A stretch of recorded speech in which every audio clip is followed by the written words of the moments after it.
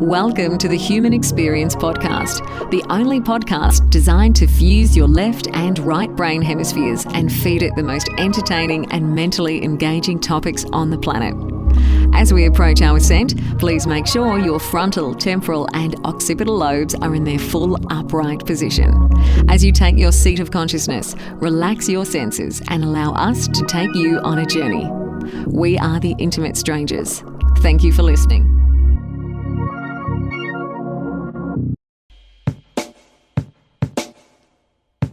Ladies and gentlemen, welcome. Thank you so much for your presence tonight. Whether you're listening to this on the YouTube version or the podcast version, really appreciate you guys being here. We're going to be diving back into the realms of business, entrepreneurship, and using social media as a business tool with my guest, Dr. Matthew Loop. So whether you're, here in the live, there is an aspect of being in the chat while we're live that is really cool. So it really helps stay engaged. If you want to ask the guest questions. But either way, sit back, grab a drink, enjoy this conversation.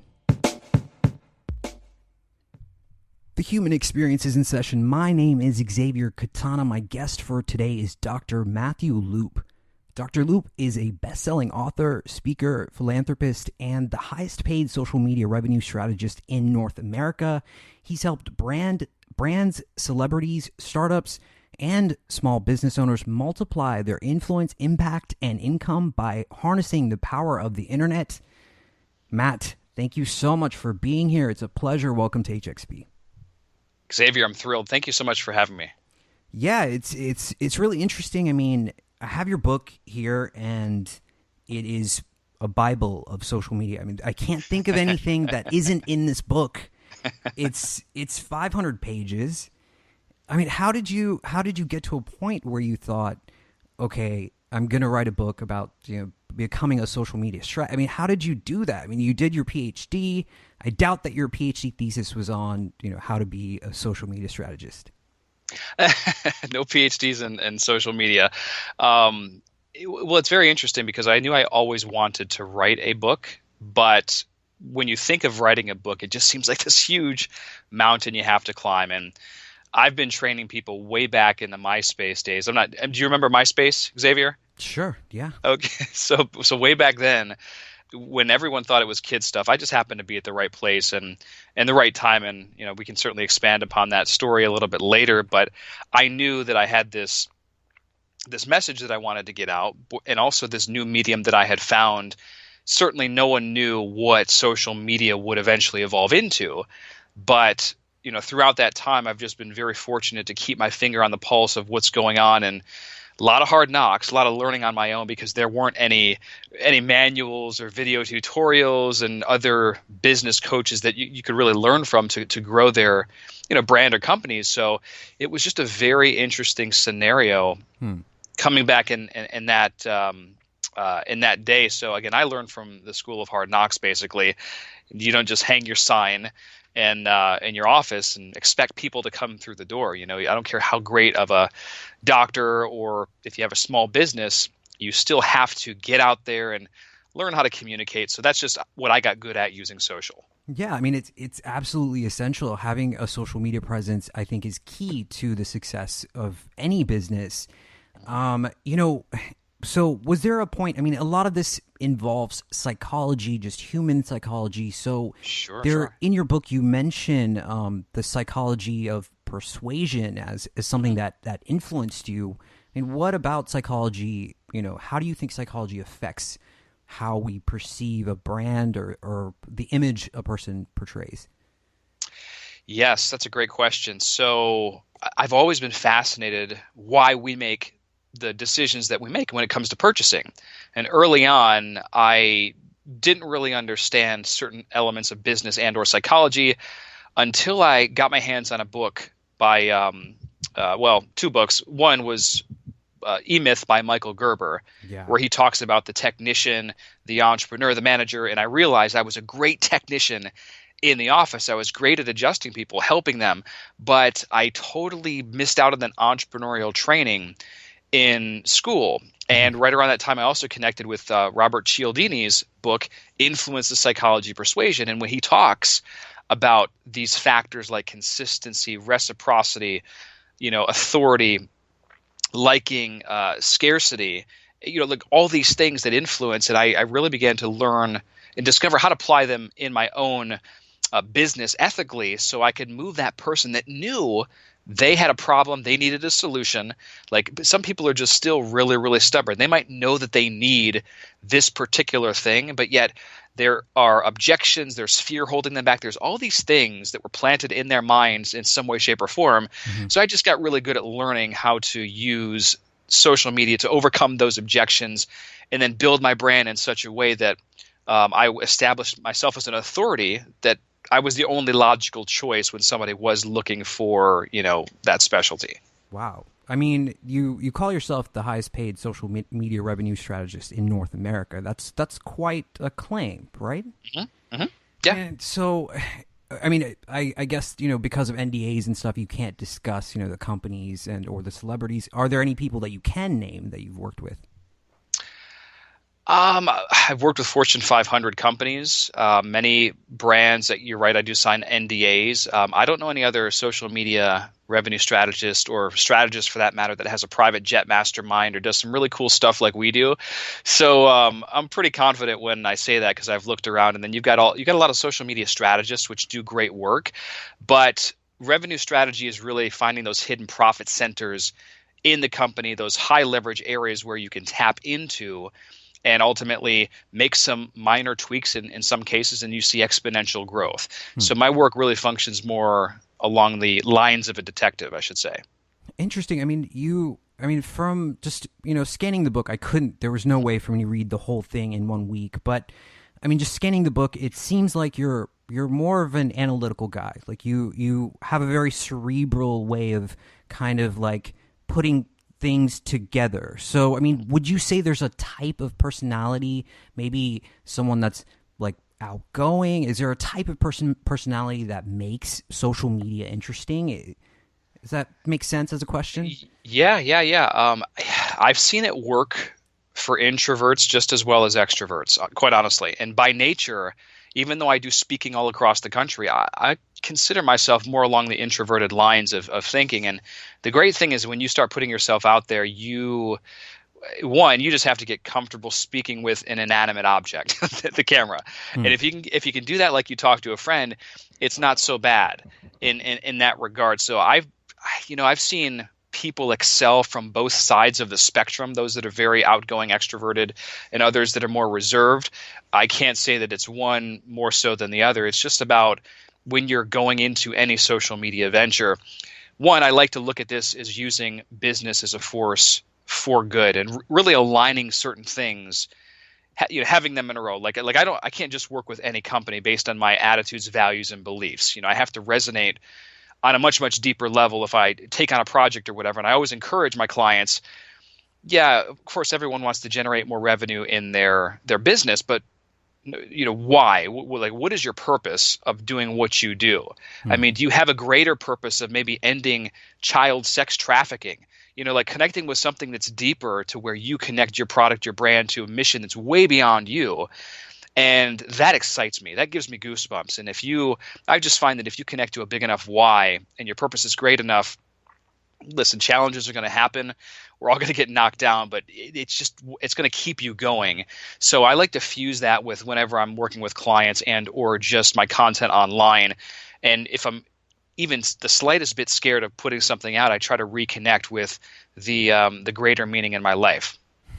Okay, that makes sense to me. Let's define marketing, because I feel like some people could think that, because you're influencing, you're persuading someone in some direction, there could be some sort of like ethical, breach that perhaps you're treading the line of, and maybe, because you're influencing this decision, that it's tricking you in a way. So how do we define marketing? Yeah, I don't believe in tricking, shenanigans, or hard selling, or like hard mark. Like, one, you always have to be truthful in your marketing. Period. I mean, that should go without saying. Hopefully, you have a great product that is for the benefit of mankind.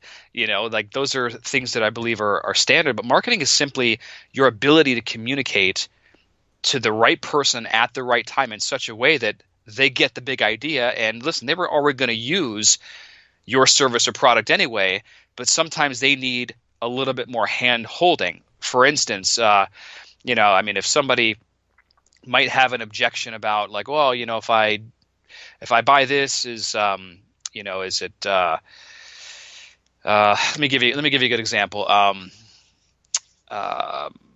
Okay, for example, I work with a lot of chiropractors as one niche, for instance. And one of the common questions that they get a lot from patients is, once I go to a chiropractor, do I always have to keep going? Now, regardless of where that thing came from, a smart way to answer that question would be, well, I mean, do you feel like you always have to keep going to the dentist? And then somebody would be like, well, yeah, it's your teeth. You got to get regular hygiene and maintenance on your teeth every few months. And well, going to the chiropractor is the same way. Most people forget about their spines until they're in pain. So why wouldn't you, go to a chiropractor every few months to get aligned, make sure things are moving properly so you don't have any maybe degenerative problems when you're older, or you're not hunched over. So again, it's about like ethically influencing and answering, if people have the right objections. Well, I should say if somebody, let's say, can't afford your service, you would never try to sell them anyway. Like, oh, hey, stack the value, all this stuff. Man, I believe in transparency and turning people away that are totally unqualified.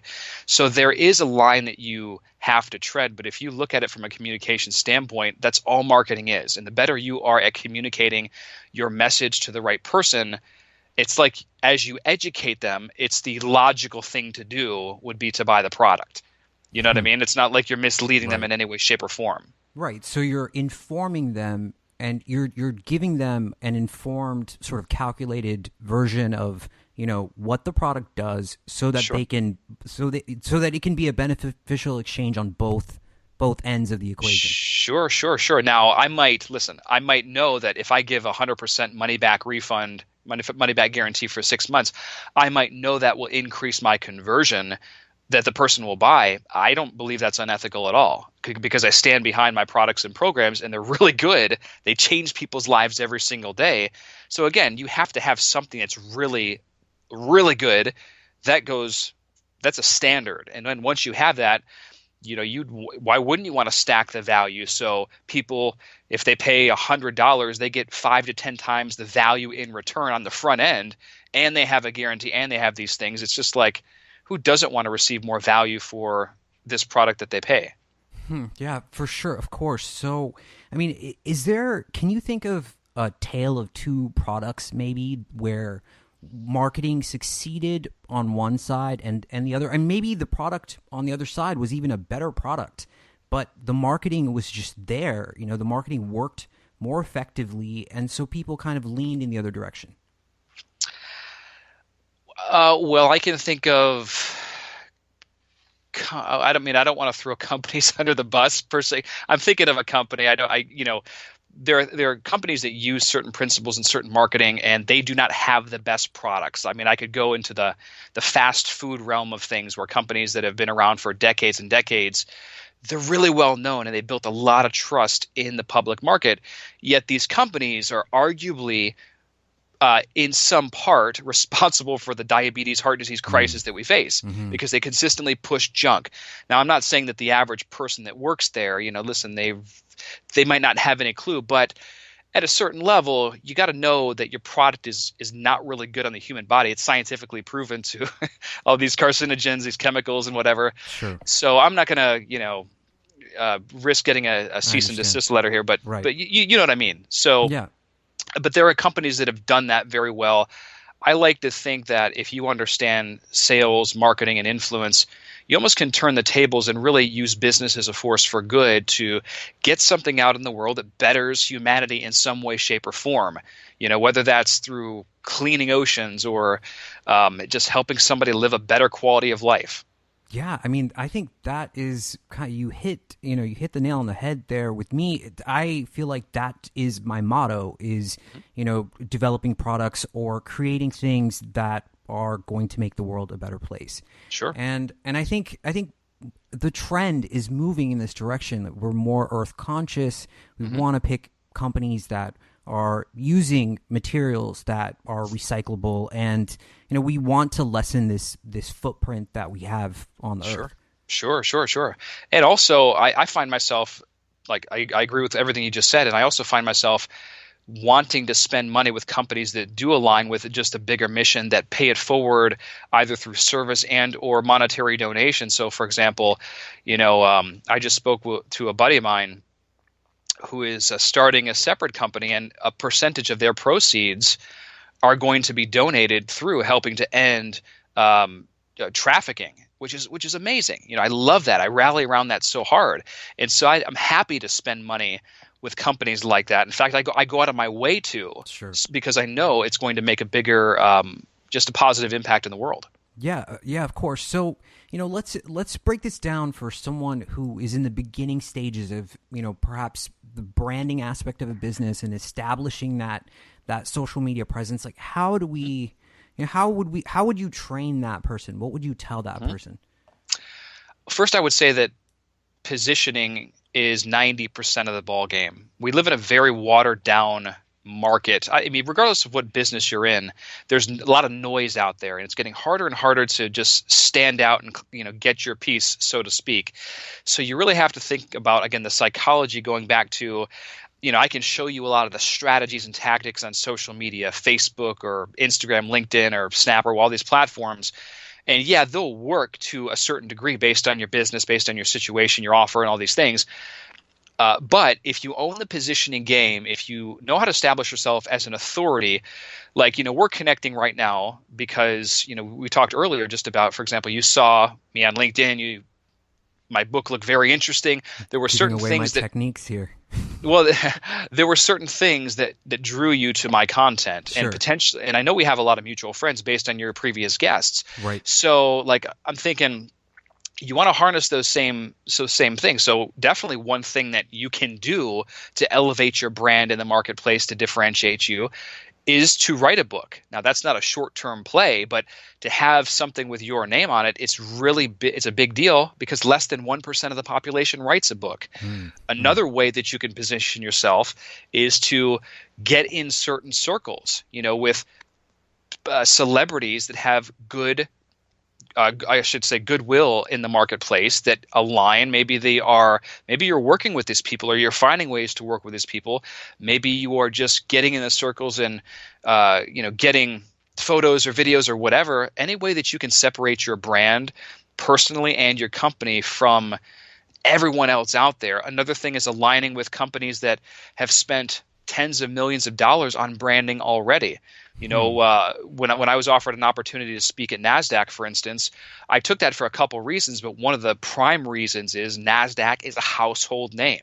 That is just, to elevate my brand, to differentiate myself from all the other social media, people out there. Like, you align with brands that are credible in your space, that ultimately there could be bigger opportunities. Another thing is the philanthropy element. Not a lot of businesses, if you look at them collectively, are using philanthropy enough in their business model. And if you do that in conjunction with everything else that we just talked about, well, now you just have another notch in that belt. And then if you're featured on the news, that's another credibility thing. Like, so there's all these things that I lay out in my book, and that I've talked about online, that matter is in terms of first impressions. Professional photos, like looking the part, and all these things. Is somebody goes onto your website, within the first few seconds, like, your foot is in the door, or else they're moving on to a different website. Exactly. Yeah. So if you can at least get that initial couple seconds, like, oh wow, this person looks like someone of interest. They're delivering value into the world, and let me check out their blog posts, their podcasts, or this. Then you have the opportunity to further that relationship, and now, like, build your email list, build your podcast subscriber list, and things like that. So I always look at that before I ever look at social media strategies and tactics. How is your brand positioned in the eyes of the general consumer that you want to service. If you look like a surfer and you're trying to service like a high-end affluent business market, Right. that's going to be a difficult, and you might be extremely knowledgeable. However, the first impression might turn people off, like turn your audience off because they expect a certain thing. So just things to consider. Huh. It's interesting, Matt, because there are a lot of Hollywood types that follow us on Twitter, and I've had interactions with them, and it seems like there's a lot of gatekeeping that happens as expected. Sure. They have to do this as people who are under social scrutiny. They're examined more than we are about who they align with. So if you can secure that sort of endorsement, I mean you're on a rocket ship, right? Sure. So how important is authenticity? Because I feel like that is kind of the selling metric for me. If I get that sense of this person isn't really being authentic, there's if that even registers on my radar, I close off, right? Yeah. And that's a separate art form, honestly. You think, I could be myself in front of camera, but a lot of people can't do that. They get all tight. They're not themselves. And so it takes practice, I think, initially as you get going. And you should always try to ground yourself and connect with people close to you. Initially, even what I used to do on camera, I still do this sometimes. My wife will be directly behind the camera holding it. I find it, and I've analyzed this in my own videos that I just do from a tripod. I mean, I can speak like I would to a normal person, to a friend, a colleague and whatnot, but I find that if my wife is behind the camera, I just seem to open up even a little bit more. My personality shines better, and I'm just more of myself. So you have to kind of hack, your strengths and weaknesses, and really take a critically analytical look at maybe how you can be the most genuine you. And that's just one example of doing that. It just you got to get out there and don't worry initially. I mean, if you're not a certain type of person, don't be that. That's not you. But it's how you come across in terms of your nature, and that's going to depend on the market.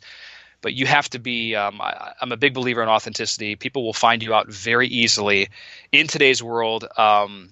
The whole fake it to the make it thing. I mean, I believe you have to look the part in certain regards, right? But you don't have to have $1 million to look like $1 million. You know what I mean? You can buy a nice suit at for relatively cheap. I just think that you got to know your audience and then not get too tripped up on the techie geeky stuff and deliver value. When in doubt, be an asset. That's been my motto. When in doubt, just be an asset. Help somebody get closer to the solution that they're looking for. And you automatically have a notch up and a new level of credibility. For sure. There's so many times, so many examples that I can think of where someone has approached us about being on the show. And I mean, we get, 300, 400 messages a day on Twitter. And, 10% of those are people who want to be on the show. And immediately, if the person is approaching me in the sense of, if I sense a sort of aggression about wanting to be, if they're being pushy about it, or if they feel entitled about being on the show, because I've done this, it doesn't work. But when someone is just sort of humble, takes a step back and says, how can I, I've done this, I've accomplished this, how can I be an asset to you? How can I help you in what you're doing? It stops me, and it gets me to pay attention a little bit more. Sure. I love what Joe Polish says. He always says, life gives to the givers and takes from the takers. Yeah. It's so true. But yeah, if you can, when in doubt, if you can lead with value, that'll shock people. I still get shocked when I have somebody say that to me. I don't know what to say sometimes. Like, oh, okay, because there are a lot of takers in this world. So just, do the opposite, and that will get you very far. Well, you think it's a trick. You're like, what's the catch? What's going on? Something for free? Are you kidding? Yeah. Okay, so I'm wondering, give us some gold here. So maybe something that you haven't released on an interview, or something that you don't traditionally put out in a public space. Is there anything that has been sort of a key to something you've done, your success? Sure. Yeah, absolutely. Great question. I think that when you're going out and just trying to build a foundation on social media, you need to really take some time and craft your story. Like what that's going to be in the market, like what your life, your vulnerability is your strength.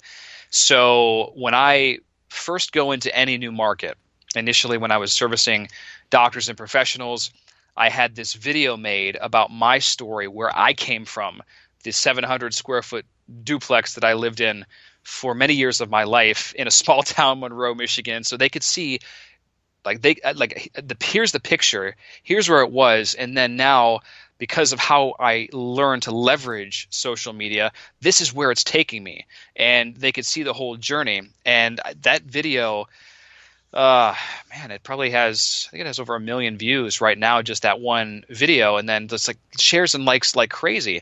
So I find that if you have a video or a written personal story with a photo of yourself and your family, you can use that to allow the market to be your first impression in any market that you go into. And you can also back end that, like if people are reading a story and they connect with you, you can certainly have a call to action at the very, very bottom. For example, when I was launching my book, Social Media Made Me Rich, Here's How I Can Do the Same for You. In these new markets, that's what I did. I led with my story so people kind of knew who I was, and I hooked them in right from the beginning too. You have, like the first 2 or 3 sentences, you got to hook them in. So I would say something like, here's something many might not know about me. It changed the course of my life, and it's a big reason why I'm committed to paying it forward. Those first 2 sentences make people curious.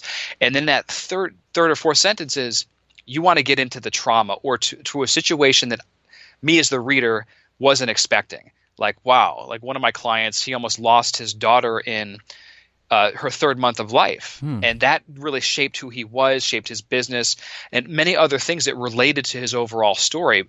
But it's something that you weren't expecting early on, and it stood out from all the other junk in the newsfeed. He had a nice picture of his family. There was no call to action button like on Facebook, like a lot of marketers put.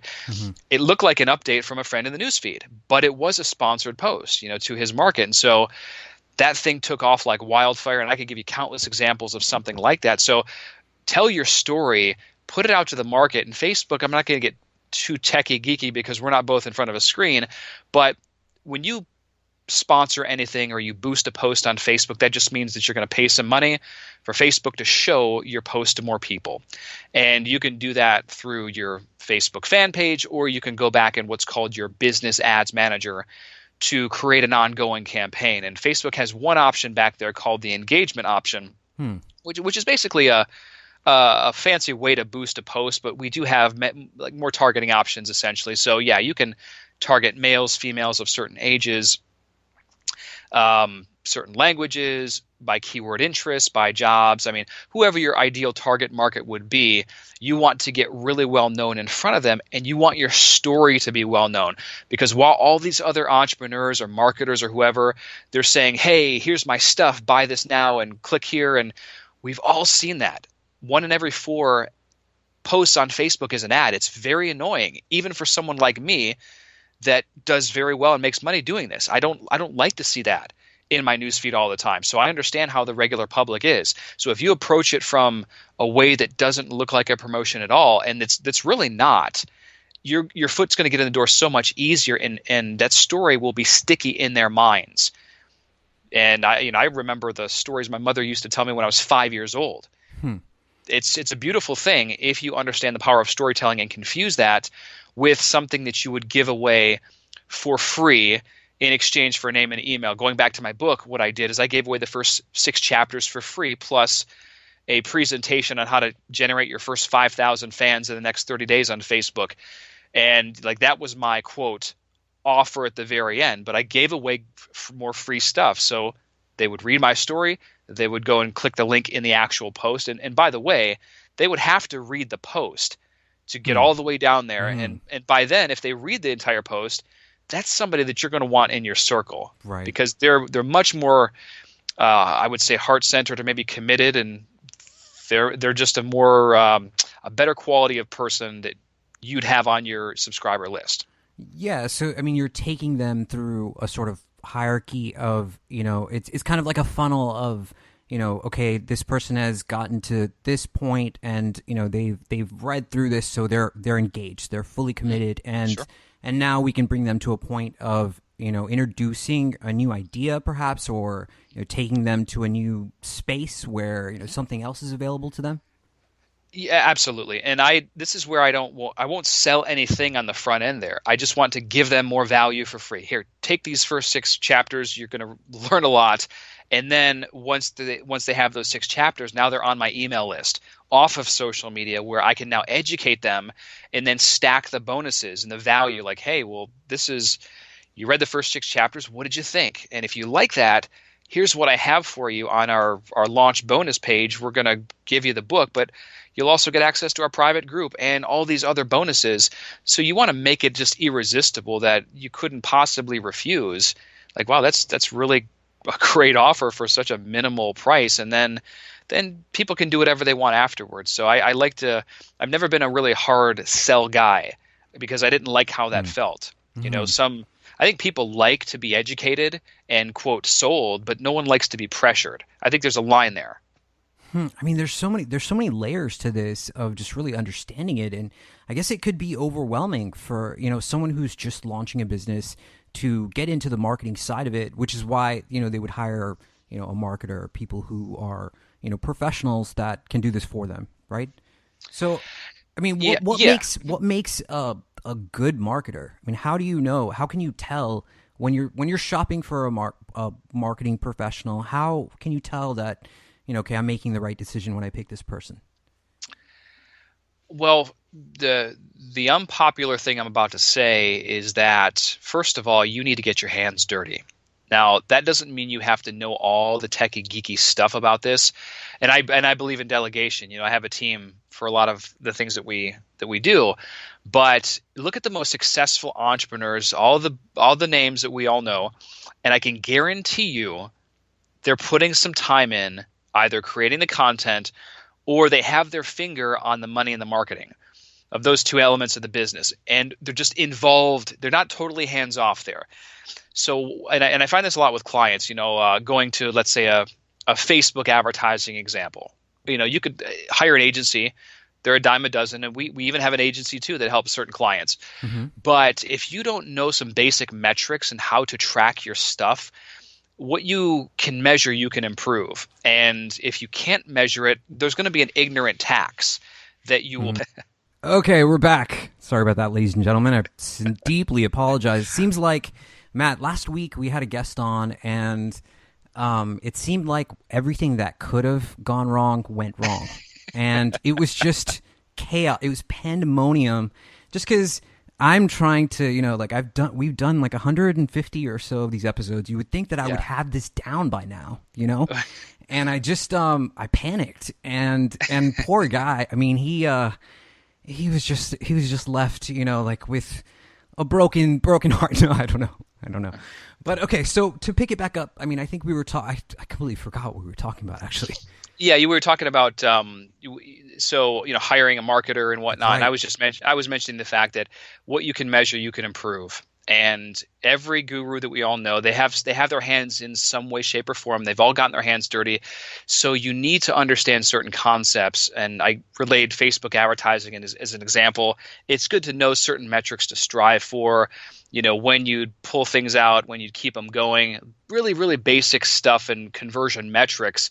Because if a company is not performing to a certain basic standard, then, well, you don't need a year to find that out. You need like a little bit of time and budget, and then you could say, well, that strategy is not working. We need to shift. So I'm a big believer in, like, most of my work is actually consulting clients and companies, training their teams or training them personally on how to really implement an effective strategy and protocol that they can either bring in-house and have their finger on the pulse of. And I just find that works just a lot better in so many cases. But if you are going to hire somebody externally, one, you need to be very clear what you're looking for. You can't just expect a marketer to, okay, well, I'm going to look for somebody that is great at search engine optimization, getting my website ranked at the top of Google, but I also want the same guy to do Facebook advertising for me. Or even Facebook advertising can be split into so many different layers. When people think of advertising, they think of just classic lead gen type stuff. And Mhm. while there is a time and place, the elegant method that I just described for you, the personal story type of thing, that is still advertising. We are spending money to put our message in front of the right people on social media. It's just a more elegant way. And then with the great thing about social media like Facebook, we can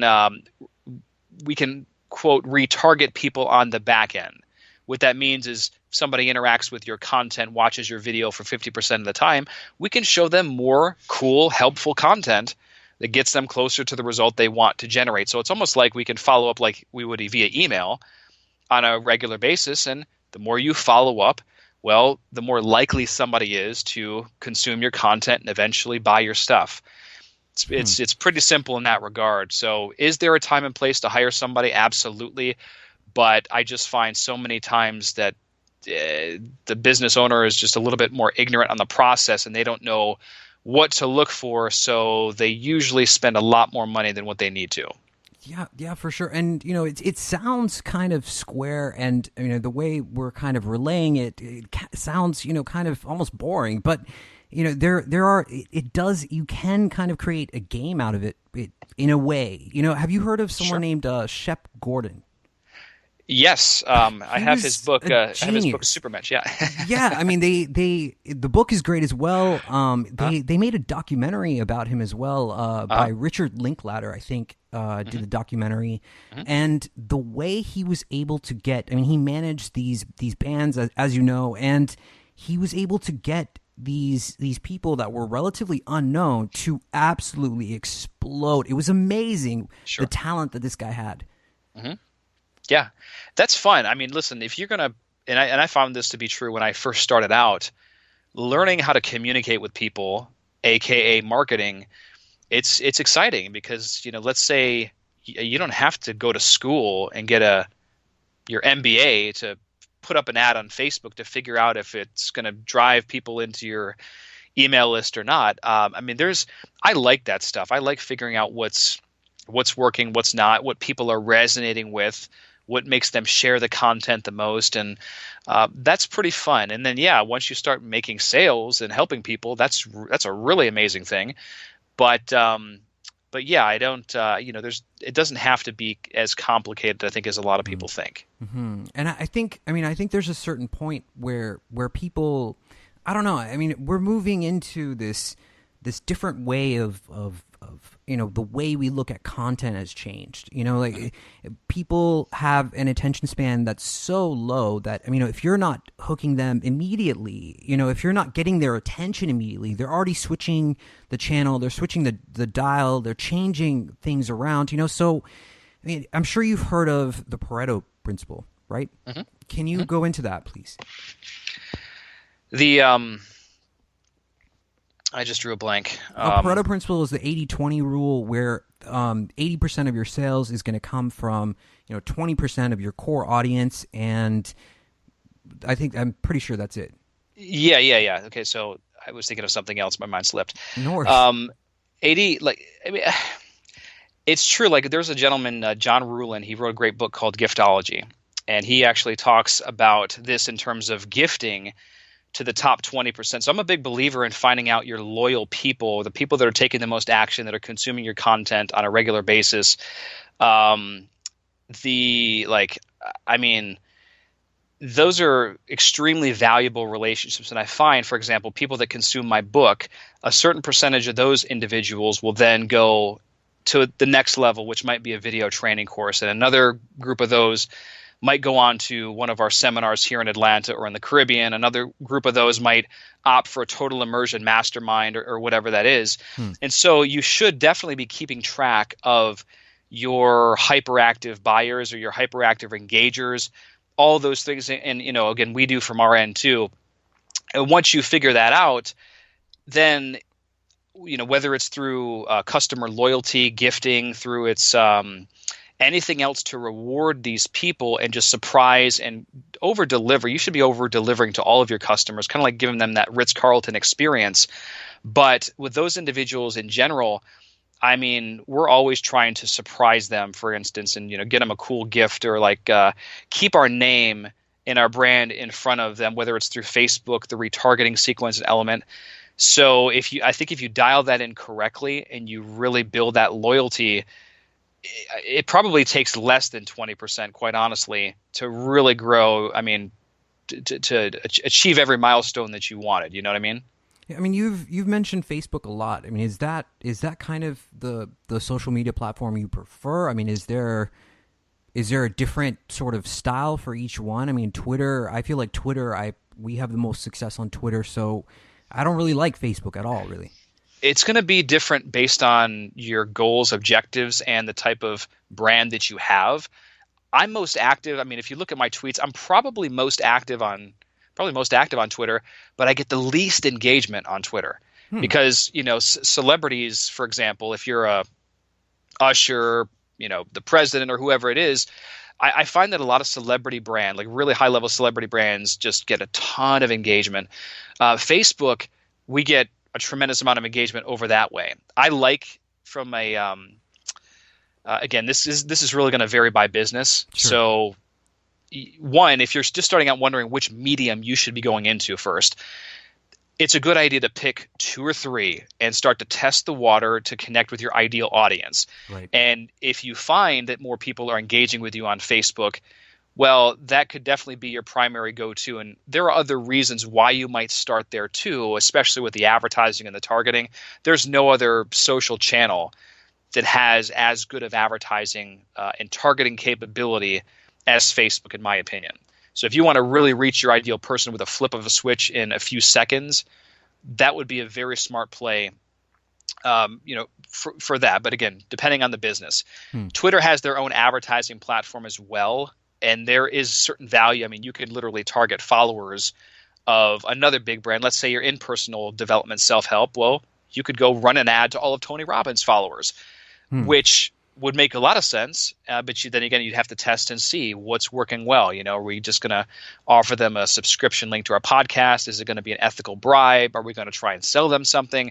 So you're going to have to test things on your end. Other companies now are experimenting with networks like Instagram or TikTok. TikTok is the hottest app out there at this stage. It's a younger demographic, however. I'm seeing very similar things that what I saw on YouTube back in 2006 when it first started. Right. I'm not going to go as far as say that it will be that, but it's pretty amazing when you can pop up a video and get 13,000 video views in an hour or less.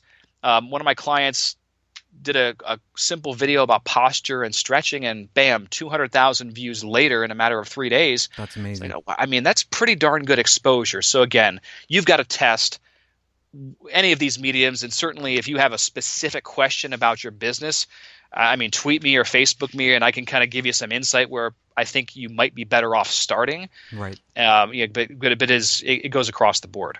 Yeah, I mean, it's really interesting, this sort of spectrum. A friend of mine made this very clear to me, and the way he put it, I think, was really interesting. But it's like there's only so much retail space that you have on your phone. Your screen is limited to a certain size, right? So there's 4 or 5 apps that sort of dominate your home screen sort of page. And each of these different apps, like whether it's Instagram, they do have this totally different demographic. And I was, it's funny that you mentioned TikTok, because I just downloaded it, and I was kind of exploring it and going through these different videos. It's really intriguing. And what I noticed is the good marketers, the people who know what they're doing for celebrities, they're already on there. They're already getting the celebrities to produce content for TikTok, and it's already up. It's already there. They're already verified. And then, mentioning Instagram, it seems like, it's a very fine balance. Like if you know that you're going to reach more people on Instagram, and maybe there's something in your demographic that just connects with Instagram better. Maybe you have a business that is a fashion business, and so you take more pictures, and people are on Instagram more to look at pictures, right? So would you recommend that people are on all platforms, or just like once you find your niche, focus on that that one specifically? Yeah, so I like the idea of having accounts on all the channels, certainly, but you will dig deep roots and one or two maybe. But this is where, like I said, you'll have to test the first five, and even including Snap. Snap is very interesting because it has the behavioral targeting that Facebook actually had to do away with. I mean, you can target by geolocation, people live in the moment there. You can target by income, some pretty fascinating things. So I'm just a big believer in testing and then really digging roots into one big platform. So even though I do have a presence on all of these channels, in terms of my advertising spend for our companies, I would say probably 80% goes right into Facebook because it's still, with over 2 billion people, it's our target market for who we're servicing the most, which we can deliver value. And, we've just got everything down to a science. Now, that's not to say that that's going to be like that tomorrow.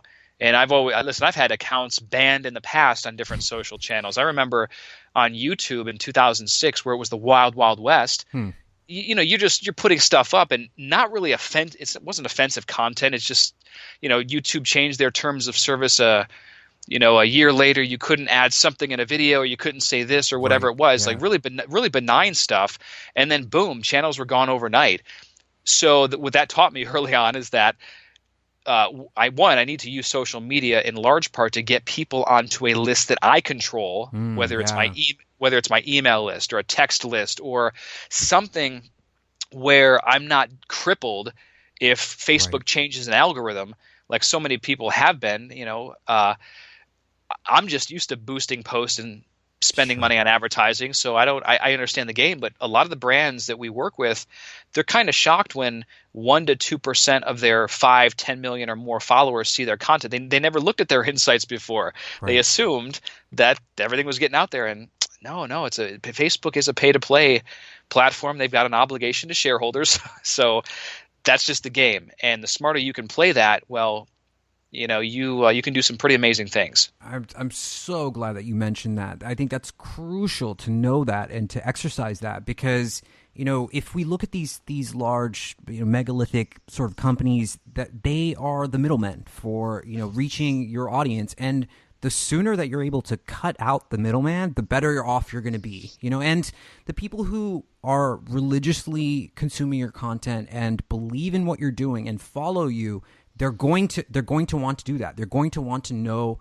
if whether it's an app that you put out yourself or an email list, they're going to want to be on that list. Absolutely.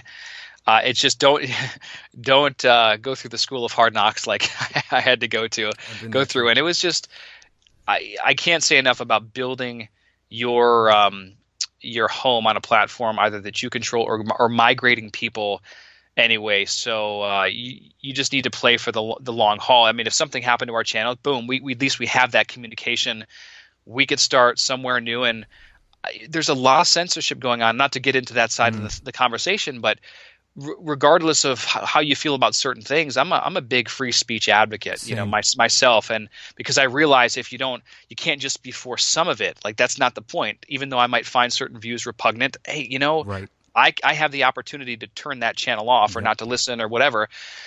But big tech, they want to be the police in many regards. And who's to say that what you empowering the average person to better their finances, to better their health, whatever that may be, who's to say that might not be fringe one day, or you might not be looked at as, wait a minute, you're going against the status quo here. Yep. We've got to keep these people in a line. So I just would be very always keep that in the back of your mind. Build your audience, but think of a way that you can get them on a list you control. Yeah, I agree 100%. I mean, we've covered it here on the show, and it does seem very Orwellian in the direction in which sort of this is all going. And, from the privacy concerns with, the way Facebook is operating, Google as well, and, sort of editing search results. And, I mean, you don't know when you're going to be in the crosshairs of that.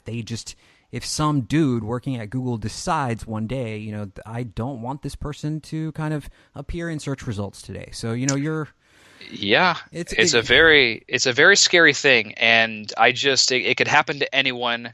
So, we could go a lot deeper in this conversation, but you want to protect yourself and certainly just be aware. For sure. Matt, we've got about 12 minutes. I mean, what else can we mention? How can we wrap this together in sort of a bow let's talk about, maybe if someone is just sort of getting off the ground what do you say to that person? Like, what kind of advice do you give to that person? Because, I encounter a lot of people that are, the podcast market is completely saturated. Thanks, Joe Rogan, for telling everyone to have a podcast. Thank you. No disrespect intended. Love that guy. But I'm just saying, like, everyone has a podcast now. Everyone does. And so, when I hear about someone telling me that they want to start a podcast now, I'm kind of like, you missed the boat a little bit, But, yeah. So what do you tell people just entering a very saturated market in many regards? Yeah. So the first thing that I always try to, like, when I work with somebody, the first thing that we always put together is a value piece. So even if it's the most saturated market, whatever that is, we're always looking for an angle to, like, how can we go back to the basics? How can I deliver value, even if in the saturated market, to where somebody would see this and it would be just something that they would want, like, even if you're in the paleo niche and you're giving away 20 free recipes, well, maybe recipes never go out of style and people are always looking for new recipes.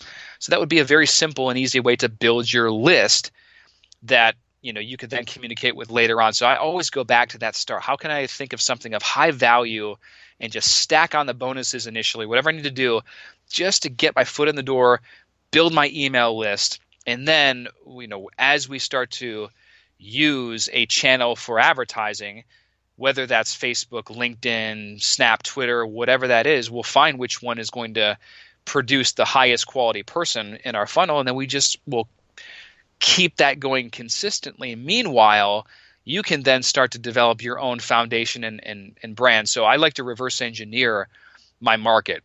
If you're going into a market like paleo, there's going to be certain things maybe that the top people have on their sites and are doing. I don't like to reinvent the wheel. I like to see what people are doing and then potentially do it better or just at a higher level. And some of these things trend. Sometimes it's really consistent information for long periods of time. So you have to know your market inside and out, and preferably you have a lot of experience in that. You just because you might have went to school to become a dentist doesn't mean you have to stick in the dental arena. You might have a hobby and you're really good at fixing cars or something that you can just put out educational content, and people might resonate with you because of how you talk, the shirt that you're wearing, because you look like a down-to-earth guy. You just never know. But once you start putting content out, you will get a feel for who's in your audience. But I always lead with something of free value, and then you can worry about, building an actual site, a home online that features you in a very, very worthy light. And then if you want to, even if you don't have any products, services, or programs, but just to have some type of home, and then work on what we talked about earlier, those positioning factors, and thinking, how can I elevate my brand, elevate my status, position myself so that I'm looked at as credible right from the get-go, that I'm differentiated with X amount of people.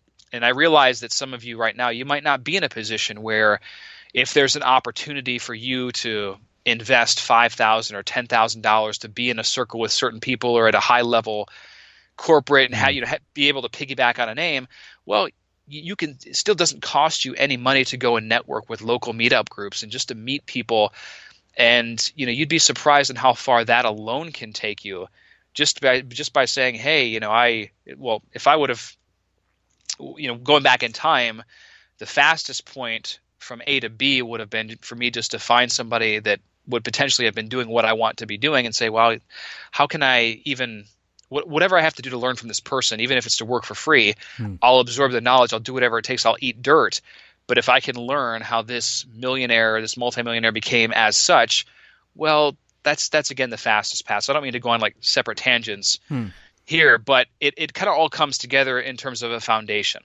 You have to lay a strong foundation through the value that you deliver based on anything else. And then once you have that foundation, then you can worry about either the site or other strategies and tactics like you might learn in my book or something else. But I think that a lot of entrepreneurs, they forget about that. Even if they have just an amazing television show or podcast or whatever, they're just not getting, they're still relying on that one channel, and they don't have an email list of 10, 20, 50,000 people that they can email anytime to tell them their new podcast episode is out, Sure. as opposed to just waiting for the subscription on iTunes or whatever. So, I'm kind of old school like that. Yeah, for sure. And just to edit what I said, I mean, I'm not saying don't start a podcast if you want to start a podcast. Please do that. But I think it's really good to kind of meter your expectations of where you're going to be. I think people have some sort of, I don't know, like a impression that they're going to conquer, everything when, start just with, the first step first, figure out which microphone you're going to buy before you have hopes and dreams about, like changing the world. Exactly. And then you have to decide, like I talk about in my book, once you get your ideas and you decide you want to create something, whatever that is, if it's a podcast, an online course, whatever that something is, then have that free giveaway attached to it. And then, map it out. Like I kind of show you, like, what do you want to deliver in this thing? What is your short-term goal? What is your long-term goal? Who do you want to help the most? And then, when you have that, then you can apply the strategies, the tactics, and just layer on everything else and see how amazing this beautiful world that we live in is. I mean, it still blows my mind. I remember when I didn't have an online business, where I still had my primary practice and I just had an idea. I knew there was something to this internet thing, and then I began to kind of work it, and slowly but surely that snowball turned into an avalanche. So, I mean, big things can happen, and it's a lot easier now.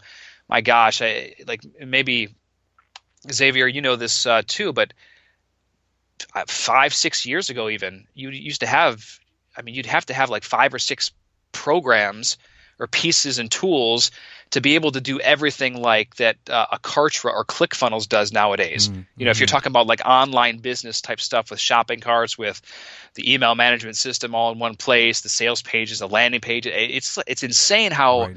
I don't want to say how easy it is, but it's pretty easy. I mean, to at least get set up with something.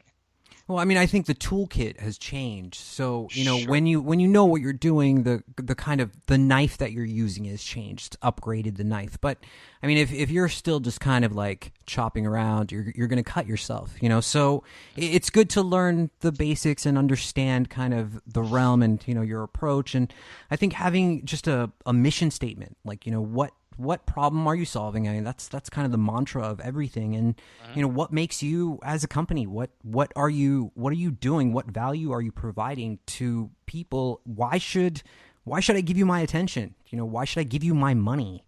More than that. So Matt, I really enjoyed this conversation, man. Where can people get to your work? Where can people find your book? Sure, absolutely. The book is available in bookstores, Amazon. You can even go, if you went to socialmediamademerich.com/gifts, GIFTS, you can download the first 6 chapters there. I'm pretty active on social media, so you can find me at Matthew Loop, MATTHEWLOOP. And, if you're an entrepreneur or business owner, you're looking to grow in any way, shape, or form using social, let's have a conversation and see where your highest leverage areas are. There could be a lot of opportunity, and I've just found that it's still in a very abundant and prosperous time, regardless of what goes on social media. There will always be opportunity. It's just about being able to leverage that, connecting with people that have already been where you want to be, and just figuring out those shortcuts. I know there are people that will tell you that there are no shortcuts in business, but I don't find that's true. You could learn social media on your own. You could learn how to advertise on Twitter and Facebook, but then how long is that going to take you? Hours a day, or you could just take a course and figure some stuff out through a person that's already generating millions and millions of dollars. It's pretty simple. Learn the systems, and you can apply it to your own niche. But any way that I can help you guys, just feel free to contact me on social. 100%. I love that. Just to add to that a little bit, there's an old quote by Tony Robbins, and he says, business deals are like buses. There's one every few minutes. So don't think that you miss the bus, on the business side of things. Guys, we're going to get out of here. My guest for tonight, Dr. Matthew Loop. And the book is called...